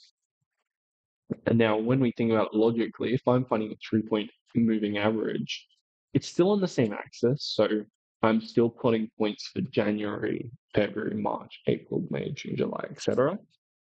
Except that point isn't going to be the actual temperature for, say, January, but it's going to be the average of the month before and month after. Now, the interesting thing is that in the case of a 3-point moving average in January, how do we calculate it? We use the one to the left and the one to the right. Now, what's the one to the left? That's the year prior. So we can't actually do a 3-point moving average with the first point. And this isn't just for temperature or, you months. This is actually for most things because the first number is going to be the first number. And although the second one, yeah, will have a point, we also can't do the last one because in December, there's no month after December. We have to do the number to the left and the right. Now, there's also 5-point moving averages, which is the exact same process, except we do two to the left and two to the right, and the point of January itself. But as you can imagine, because we've got, bigger requirements for months before and after, the 5-point moving average is even more limiting. Okay. 3-point moving average. Okay, so here we have some data, the different months of the year, and the number of houses sold. Now, in January, we are not going to be able to calculate a 3-point moving average because to calculate a 3-point moving average, I would need to add up the number of houses sold in the month before January, in January, and then February, and then divide by 3. But there's no month before January, so we're just not putting data there at all. We don't need to worry about that. Okay. Um, cool. The next one is going to be for February. So for February, we are going to add up the number in January. So 12 plus 8 plus 7, and then divide by 3. Now, this formula is starting to feel a bit familiar. Why? Because the um, the this is the formula for an average. And we've talked about this before. Now, you can run your data booklet as, or your formula sheet as the uh, different numbers divided by the number of numbers as kind of like a simple, written in your own words, shorthand um, for how to genuinely find it. Cool. So that would equal 9. Obviously, you can just put that into your calculator and away you go. Cool. Then for March. Now, note that this blue line is going to show the three that we're actually averaging. So it would be 8 plus 7 plus 14 divided by 3, which is going to be 9.67. And the next one is going to be, we keep going. Now, obviously, we're not going to um, have September as well. All right, 5 point moving average is the exact same, but we can't do January, can't go February, and we can only start to do March. Okay, and why is that? Because you can see the coverage of it um, is all the way for 5, so it's absolutely massive. It's huge, right? So we add up all of the numbers. Um, uh, 12 plus 8 plus 7 plus 14 plus 18, divide by the number of numbers, which is 5 months. So here's 5, and that is going to give us the 5 point moving average full month. So when we're mapping this on a graph, the 11.8 is going in the March spot. Okay. We would then continue. So the white line here represents the houses sold by month. And this is the same data, so how good is that? But that's the original. Then the 3 point is the one with the circles, so kind of this one here. And then the 5 point is the really small one that starts with the black line that is obviously smaller. Okay. And that the reason I knew that I didn't even have to look is because it's going to be progressively smaller the more stringent the requirements for the moving average are. So, is there a pattern going on here? I would say, oh, I mean, it is kind of hard. There could be some kind of seasonality, or potentially a cycle where it peaks every, 1 to 3-ish months. But it's hard to say. And the smoothing kind of helps to reveal that for the 3 point, but then the 5 point is a bit more all over the spot because it's still adjusting for the peak up here and the trough up here. So it's not really helping. Um, it's hard to say. I'd probably say that it's not irregular enough. I'd probably say there's cycles here if I was asked about it. Okay. Seasonal indices. A season is any breakdown of time with equal periods in the year. So, for example, weeks or months. Seasonal indices scale information to reveal trends without the influence of season. So, essentially, um, adjust for what we expect the season would be and then take that out. So, if we know that we're selling more ice creams just because it's summer, yeah, exactly. So, it's like, well, if you always do better in summer, you want to know if you're doing better than you should be doing. Or if you're doing really bad in winter, are you doing worse than you are normally? So kind of adjusting to the fact that it's a worse season or a better season. So seasonal indexes is a literal number. So indexes or indices is a number representing the percentage above or below average that particular season is. So we need to know what the average season is, and then and then we need to know what the one we've got is. So, for example, an SI, which is a seasonal index of 1.3, means that the season is 30% above average. So it is a number between, well, it's kind of like a percentage.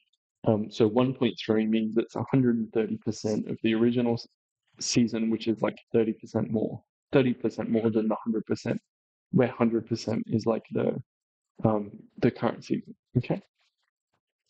The sum of the seasonal indices equals the number of seasons. So if we add them all up, it should give us the number of seasons. But okay, we're going to do a practice exam question. It's actually so it's multi-choice, and it's actually from the new practice exams, which is located in A-type notes and still relevant today. So, table below shows the number of houses sold by a real estate company in each quarter of 2018. Got the numbers there. determine the seasonal index for autumn. Okay, how will we go about this? So we have to use um, the the seasonal index formula. Is this given on your data booklet? To my knowledge, no, I don't think it is. So I would honestly write this on your data booklet. And we need to divide the value for the season by the seasonal average. The first thing we need to do is to find the seasonal average. What is the seasonal average? We have to average all of the seasons. So we add up the 3,500, 2,800, add those up. So remember that to find an average, so the seasonal average, we need to add up all the numbers and then divide by the number of numbers. So um, these are all the numbers, and then we divide by 4 because there are 4 seasons. That gives us the seasonal average. Um, Now we actually have to apply, so it's a two-step process. We have to apply this to the seasonal index um, formula here.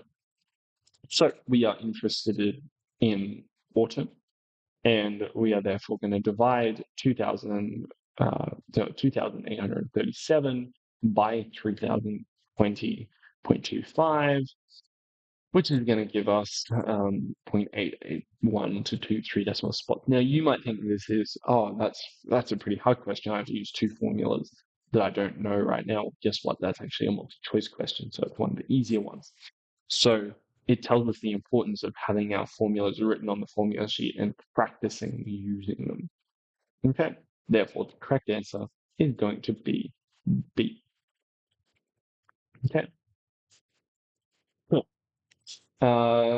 Sequences. Okay, so we are going, so that was our time series analysis done.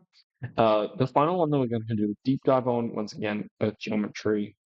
When we get to that, will be a bit lower on time. We've been going for about an hour and a half now.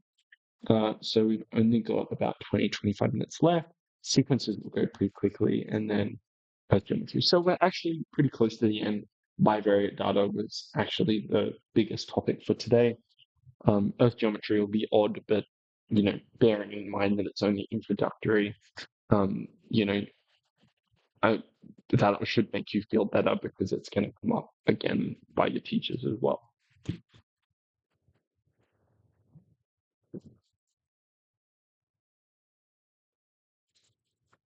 Okay. So, what is a sequence? Sequences are simply a series of numbers that follow a pattern, unless it's a random sequence. But if we think of like the Fibonacci sequence and things like that, um, there's usually a pattern. It might be hard to spot the pattern, but fortunately we have math that allows us to do that. So because it follows a pattern, if we can figure out what the pattern is, we can then predict the terms. Okay. And it all comes down to substitution into formulas, most of which are on your formula sheet. Okay. Some terminology with sequences. So a term we call TM. So T stands for term. So term is just a number. It's just a number in the series. We call it a term. Okay.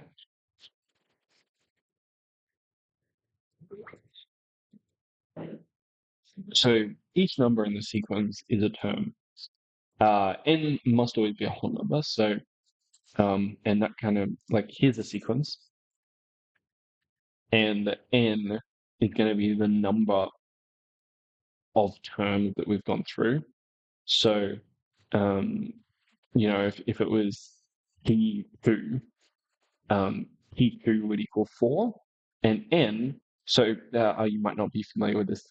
N is like what number it is along in the sequence. So T just means term, and then the N tells us which term it is, and then T2 would be 4 because it is the second term. Okay, and then T1, 2, 3, 4 would be 8. So T4 equals 8. What's the sequence here? This is an arithmetic sequence. We're obviously just adding 2. It's also known as A, and the ellipse here which is the dot, dot, dot. You don't need four, but it's three. The ellipses, ellipse implies that the sequence is actually going to go on indefinitely. Okay. All right, arithmetic sequences and recursion. Arithmetic sequence is a sequence in which the next number is found by adding a difference, which we call a common difference between one and then the next one. So these are the most boring ones. It's where I go like 5, 10, 15, 20, 25, 30, 35, 40, 45, 50. I'm essentially just adding 5 each time. Well, not essentially, that's what I'm doing. And this is called an arithmetic sequence. Why? Because arithmetic is like basic math. It's like adding and subtracting. So an arithmetic sequence is the sequence where we're just adding or sometimes subtracting by a common difference. And we have formulas to describe this. Here it is. So what does this say? Tn plus 1 is the term that comes after Tn. So if Tn is 5, the fifth term, and then I want to find the sixth term, the only difference is that I plus the difference. Okay, so the difference is plus 5, and I have the term that's 10. Well, guess what the next term is going to be? It's going to be 15. Why? Because I go 10 plus 15 equals 16 to find the sixth term, given I've got the fifth term. Okay. Um, so this formula is in your formula sheet. If D is positive, the numbers will get larger, the bigger the common difference, the faster the growth. This kind of makes sense. And they can actually go down. So D can be negative, and it can go down. Now, if we graph this, it will actually produce a linear line because the gradient isn't changing. It's going down or up by the same amount each time, which gives us linear growth. And if it's negative, it will also be negative, but it's going to be a linear line as well. But we call it linear decay. So linear growth, linear decay. Growth is coming up, decay is coming down. Okay. Once again, the bigger the negative, the faster it's going to go down. This kind of checks out. This kind of makes sense. Right. So consider the arithmetic sequence defined by these. And if I asked you to find the fourth term, now, in terms of doing this one, um, the we're, what we're given is the initial, which is the T1. So the initial term is equal to 3, and then Tn plus 1 is his so the difference is 4, the most important thing in this expression. We can do it a couple of different ways. One way we can do it is to like actually sit down um, and to like do it properly. So to go, okay, T1 is 3, plus 4 for T2 is 7, plus 4 for T3 is 11, plus 4 for T4 is 15, which would be B. Or we can use a different formula, which might show you in a second. I'm honestly not sure. Honestly, this is pretty easy though. So feel free to just do this. It will never take too long. To generate a recursive arithmetic sequence using a calculator, enter your first term, press enter, press rule, press equal, and then equal again to get to the next one. To graph them, um, I'm not sure how you can graph them. You might have to actually do a regression. It'll be perfect, but you might have to do a regression where you plot the n and then the appropriate terms. So 1, 2, 3, 4 is going to be the n. Obviously, you can do a scatter plot, and then if you want to fill in the lines on a calculator, you would kind of have to do a regression to get the equation. It'd be quite annoying. But oh no, but you guys don't have graphics calculators, so when you're drawing it, you just got to find the dots, and then you put n, which is the explanatory variable. The number of terms is going to predict or explain the response variable, which is what the term is. Okay. So in this rule here, we're kind of progressively working out. We're going, okay, Um, the term is decreasing each time. So T1 is just going to be 9, and then it's going to go 6, 3, 0, -3. Easy as you like. Cool. And then we're just graphing it the other way. Once again, we could draw a dotted line through there as we have. Lovely. Referencing sequences are good. So there is a general rule that I'm not sure if the one's in your formula sheet, so double check. You might have to write it down.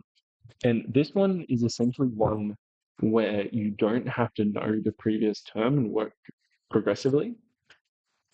All you need to know is the original term and what n is and what the common difference is. And you're going to be given n and you're going to be able to find the common difference. So you just sub it into this formula. I'm pretty sure you do have to memorize that one. Don't quote me though. But worth checking. But it is worth checking. Right, so the common difference for an arithmetic sequence is 16 and T12 equals 2 plus 36. Determine the first term. We are going to sub it into this formula. N equals 12, because we're talking about the 12th one, the 12 here. D, we don't know. Oh no, we do know that D equals 16, and we also know that Tn is 236. Thus, we're going to be able to find T1. So we sub in everything we know, and then we rearrange for T1, giving us that T1 equals 60. Once again, the working out is there. It's me I'm speeding up a bit now, and then miscalculated the time, but that's okay. Right, a bakery produces 3 cakes every hour, and initially there was 17 cakes. If Tn is the number of cakes after n hours, how many hours will it take to make 300 cakes? Whoa, holy hell, this is crazy. This is a hard question, but it's worded. But by realizing it's an arithmetic sequence, because we're adding 3 each hour, we can just use the arithmetic sequence formula. Um, initially there's 17, so T1 equals 17. That's what that represents. The common difference is +3. And we just want to find when Tn equals 300. Okay, so let T1 equal 20. This is a bit definitional. I would say that initially there's 17. That's totally fine. But there technically, yeah, it depends on T1 versus T0. So I'd actually disagree with this, but that's fine. Different schools do it differently. So just clarify, what's the difference between T1 and T0? Sub it in, and then we want to rearrange for n. So expand those brackets, 3n minus 3. Collect the like terms, 20 minus 3 is 17. And minus 17 for both sides, to get 3. Divide both sides by 3 to get n on its own. Gives us 94.3, but we round up to be 95 hours. Okay, then we've got our conclusion, and then we've actually checked it, but we don't have to do that. Okay, geometric sequences, which is like the tough older brother in this. So a geometric sequence is a sequence in which the next number of terms can be found by multiplying the previous term by a constant factor, which we call the common ratio. Okay, and immediately we've got this formula. This one is in your data booklet. So we literally multiply. So Tn plus 1 is the next term. Tn is the current term. So to find the next one, we multiply the current term by a constant, which is just what it is. And we can actually calculate this constant. This one I'm pretty sure isn't on your data booklet, so maybe write this one on your data book formula sheet. And that is that the ratio is equal to the next number divided by the current number. It makes sense because it essentially, well, firstly, it's a rearrangement of that. We literally divide both sides by Tn. But anyway, it kind of makes sense because a ratio is between two things, and in this case, the next one and the current one. Cool. And I'm not actually sure how to do this one on a calculator. You don't necessarily need to. Okay, nth term or explicit definition of a geometric sequence. Here is the special rule for geometric sequences. Now, I'm actually not sure whether this one you do need a whether you do need to memorize it. Check this one against your formula sheet as well. I can't remember. So definitely do check it. But as I recall, so here, I'm not sure what A is. We'll have to break that down. I'm not sure I recognize the terminology. No, A is the initial term. I'm pretty sure that's T1. Um, then it's R to the power of n minus 1. So A is the first term. Sorry, I don't know why they've written it like this. Um, but this is the cheat rule where we don't have to progressively multiply it by the common ratio uh, every single time. Okay. So that's the rule again. Here's the rule for the ratio. And yeah, we've kind of already established this.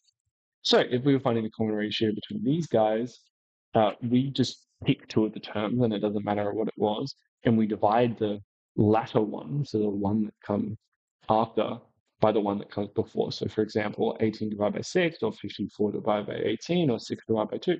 These are all going to be the same. They're all going to be 3. So here it would be 3. Um, now, um, uh, oh no, this is just like if we, I think of it a lot easier. I think of it more simply than this. Maybe ignore this. We just pick the number after and divide it by the number before. Ignore this. Ignore this. It's saying the exact same thing. As you can see, it's three. It's yeah, but it means the exact same thing. So don't get confused. Okay, so given that the initial is 1, um, and the next one is and then the ratio, so this is the formula so the R number would be 2 here. Okay, so recognizing that this is like the general recursive equation, and the R would be 2. We can then use this to work out what all the numbers were, and we can put this on a graph. So we can go, okay, well, it's doubling each time. Um, and uh, this is a separate example. This one would be an arithmetic, so geometric because we're multiplying, arithmetic because we're adding, as you can see. Now, is quite interesting, isn't it? Because we find that we're going to have what? An exponential, okay? Because it's getting faster and faster and faster. Now, you don't need to know what that is. Oh, what have I done? All you need to know is that it's linear or not linear, but this does look like an exponential. And in fact, geometric sequences are always going to be exponentials. Whether they're going up or down depends on whether the r is positive or negative. Now, this is going to be our arithmetic. As you can see, it's a boring linear line, which we could map quite clearly, couldn't we? As we said, there's, and it gives us exponential growth in our geometric sequences. When r is greater than 1, if r is less than 1, i.e. it's a fraction or a decimal, what does that mean? If we multiply like 10 by 0.8, so r is less than 1, that is going to make it smaller. So we're actually going to have exponential decay. So mirrored with how arithmetic sequences, we had linear growth and linear decay. For geometric, we have geometric growth, exponential growth and exponential decay. And we also use it to model compound interest as well. Exponential decay or depreciation, as I said. Um, for example, if something depreciates by its current price 25% every year, and that means that the item's new value is going to be 75% of what it used to be, making our common ratio 0.75. Straight line depreciation is the same amount each period, which would be arithmetic. Okay. So here are a couple of applications of this concept. Here's the practice question. I'll let you guys do this in your own time. But essentially, we've got it starts at 24,000. It depreciates by 25% each year. That means that the common ratio is going to be 0.75 of what it was. Okay. So the next number is going to be 75% of 0.75 of the previous number because it's going down by 25%, given that T0 equals 24,000. And then we could, for example, calculate how much it'd be worth up to 4 years. So using the formula, we can progressively do it, or we can use the fancy formula where we, use the powers that I mentioned before.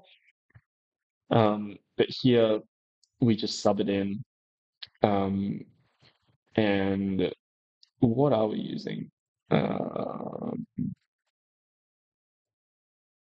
Honestly, you could do 24,000 times 0.75. It's This would be T1, but yeah, and then T2 and then T3. This is what I was saying. Honestly, you could just do it progressively. That's fine. So you just find 75% year two and then 75% again until you get to year four. Okay. Earth geometry. Okay, so we are pretty well at time. So Earth geometry is going to be quick. And I don't want you to try and remember everything. Yeah, that is not the purpose. So because the Earth is very close to being a sphere, we can mathematically calculate time zones, distances, and so on. Latitude and longitude. So firstly, great circles, what are they? A great circle is like a 2D circle in a sphere where it encompasses the whole sphere. So essentially, it's like if I put a string around the whole sphere, whereas a small circle is going to be not the whole thing. So it's obviously going to be the largest possible circumference of the sphere. Okay, so it's like the middle of the sphere perfectly lined up so that the string, which is going around the sphere, is as long as possible. Small circles is a circle with a radius less than that of the sphere. So it might not be perfectly centered. It might be on a smaller part of the sphere. See how this blue is like in a smaller part of the sphere, whereas the red goes all the way around as long as it possibly could go, which is right in the middle. Okay, lines of latitude are small circles parallel. So they're not lines, they're actually circles because they go all the way around and they are parallel to the equator. So they go across horizontally, whereas longitude comes down. How do I remember that? Well, longitude has a G in it. What does a G look like? A G has a very long tail. So that is going to come down, whereas latitude kind of comes across. Okay. And an equator is the only line of latitude that is actually a great circle. So the equator is a great circle. The latitude is the point of elevation or depression from the plane of the equator. It allows you to measure how far north or south you are. And we sometimes call them parallel with latitude. And we measure this actually in degrees. So, it'll be 30 north or 60 north or something like that. Okay. Longitude, these are semi-great circles, which is like half a great circle that run between the north and south poles. So it's not a full great circle because it doesn't go all the way around. It's kind of like a half circle because we've got like two sets. So if you kind of imagine that there's half here and half here, it's not all one. And that measures how east or west we are from the prime meridian. What is the prime meridian? This is Greenwich, England. Who knows why? Not me. You don't need to know why either. So, as far as I'm concerned, you don't need to know. Lines of longitude are sometimes called the meridians of longitude, and the international date line is just the trivia, the opposite from the prime meridian, which is 0 degrees. Okay, it's on the opposite side of the world. It's probably near Australia, which I think it is. Meridian is a semi-great circle.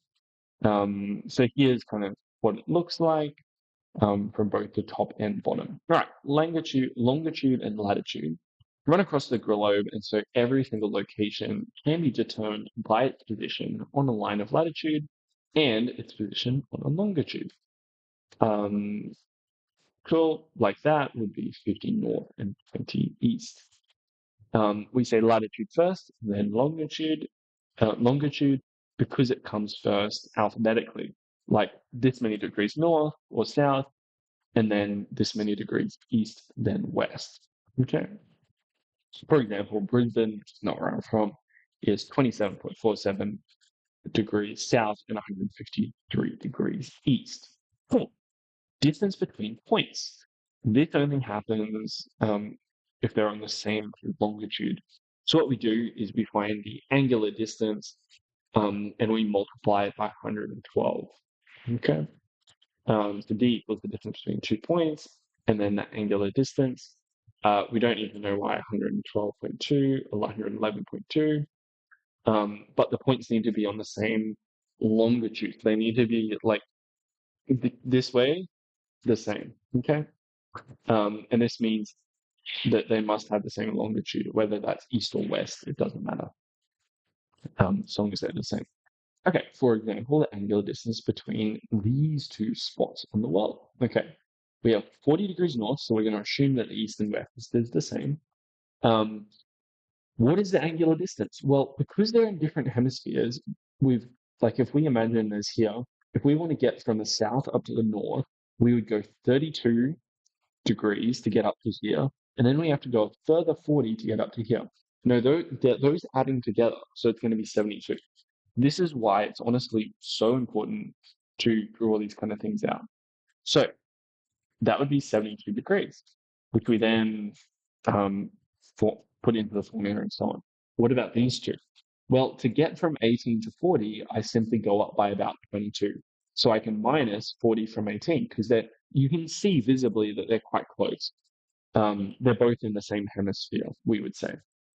So it's only going to be 22. Okay. Um, Here is another example. So um, if we wanted to find the difference between A and D, to be honest, I'm not sure where AD is on um, this diagram.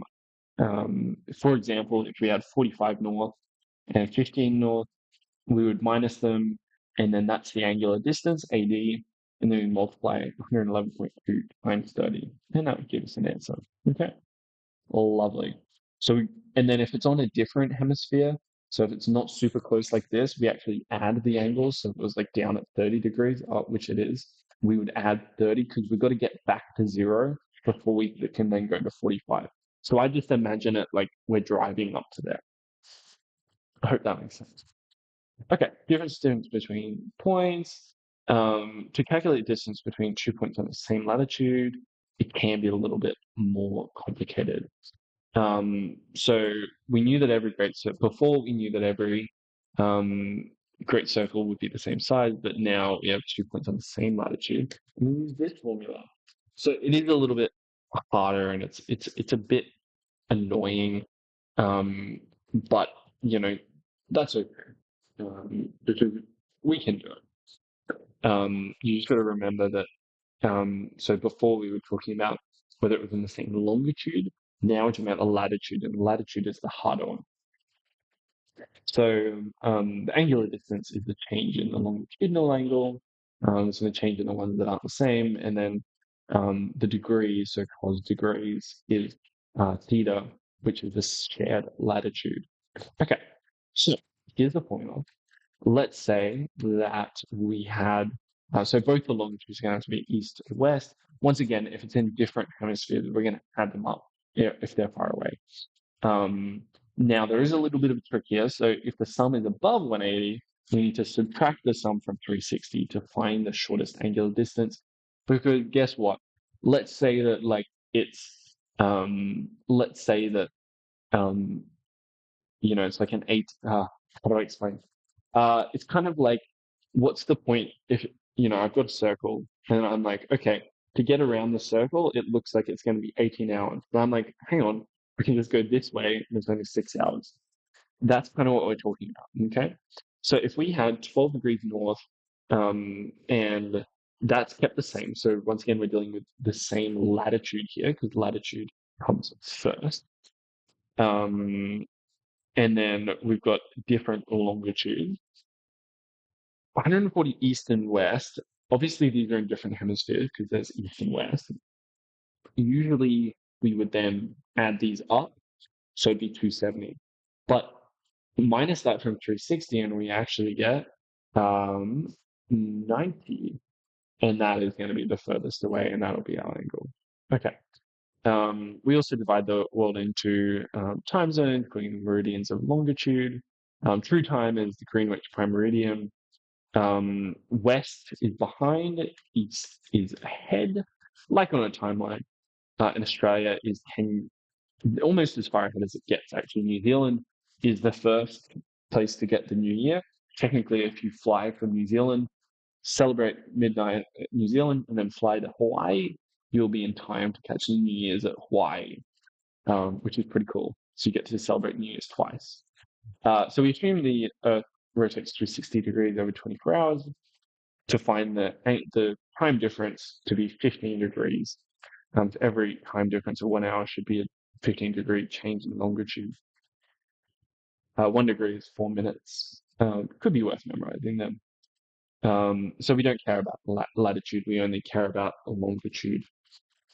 Okay, so what is the time difference between Paris and Perth? We minus the difference in longitude, which would be 116 minus 2, which is 113 degrees, times that by 4 minutes. You do need to memorize the fact that you times the difference in longitude by 4 minutes, and that tells us the time difference. And then you got to work out which way it is kind of in your head. So if Greenland is 3 hours behind UTC and Brisbane is 10 years ahead, what would the time be? As you can see here, and then we can actually work out specific time. Sorry, I am rushing because we're past time. To be honest, I forgot what time I started this. So the plane left 10 p.m. and then we do a bit of time traveling with this, so it's important to kind of make a timeline and then apply it. International dateline is the approximately opposite of the prime meridian, so 180 degrees. Um, and it essentially effectively changes your time by a day. So when you're also answering one question about international travel, you want to make sure everything's in the same time zone, so you actually have to proactively convert them into the same time zone to make it work. Okay, we're not going to talk about externals today. Watch the next Head Start lecture for that. But do your homework, get on top of your internals, do not let yourself get behind. And thank you so much. I know that was total whirlwind, and you're probably like, what the hell did I just watch? But that's how it's supposed to feel. Thank you for watching, and follow us on socials for more free stuff, and best of luck with your studies.